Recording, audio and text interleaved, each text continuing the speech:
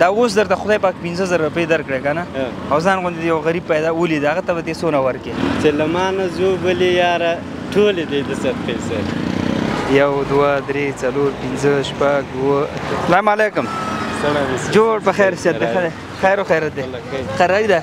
دا ماران دې ټوله ورځ لاس کې نیولې شخېږي نه والا څه وکړو مجبوري ده مجبوري ده بچي دې شته هو څو بچي دي یاره مال د خدای دوه دانې دي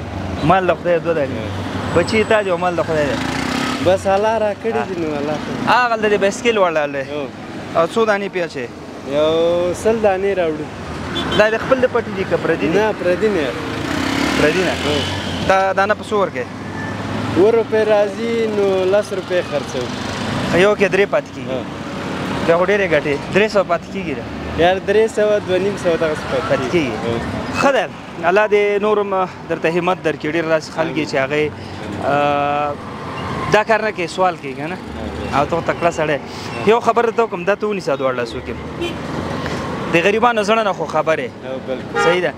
دا اوس درته خدای پاک 15000 روپۍ درکړې که نه او ځان غوندې یو غریب پیدا ولید هغه ته به دې څونه ورکړې یاره دما خو په 300 م چې دا اوس زه په شکر باسم چې له ما نه ځو بلې یاره ټولې دی د صدقې سره ټولې د صدقې ته هغه ته ځان ته څه شی ساتې یاره ځان ته زه بیا راځم همدې مرګ کې درېږم خو هغه چې له ما ځو بلې دا نو څه شی شو موږ تاوان وکړو پکې نیمې خو به دې ویل نیمې خو ځان ته وساته والا ښځه صحیح دی 1 2 3 4 5 6 7 8 9 10 دا 15000 روپۍ دی ګوره 15000 ما درته وویل که نه ما 15000 خدای درته درکړي او ځان د غریب سړی ولیده څونه ورکوې ورته وایي 15000 ټولې هغه ته ورکوم بس 15000 موږ تا ته درکړه ځکه ته پاک زړه لرې صحیح ده ودان الله دې تاسو ته بس ښه صفا زړه لرې غټ زړه الله دې هغه دنیا درته نصیب کړي ډېر مننه ځکه تاسو همتناکه خلک یې که نه لاسونه وګورئ تڼاکې وګورئ ښه دا هغه خل دی چې دې سره الله مینه لري ښه هغه چې وی دغه حلال رزق چې دی عبادت دی هغه دغه حلال رزق دی ښه ټوله ورځ ولاړ شخ مر ته سور مر ته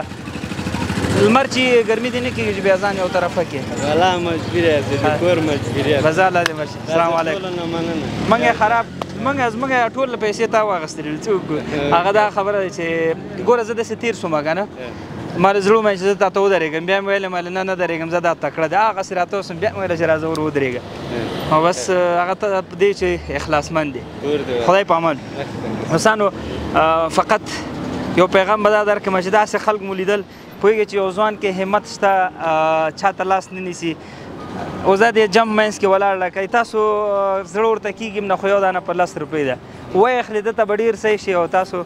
ته به الله اجر درکړي د ثواب په نیت یې ترې اخلي صحیح ده داسې خلک هېڅکله ناهیلي مه پرېږدئ تر څو پورې دی خدای مه کړه دې ته محتاج نیسي داسې ځوانان لاړ شي ایران ته یا داسې ځوانان وطن پرېږدي اقلا که کار کم کوي خو منتها خپل بچو ته یو مړې نفقه پیدا کوي الله دې آباد لره السلام علیکم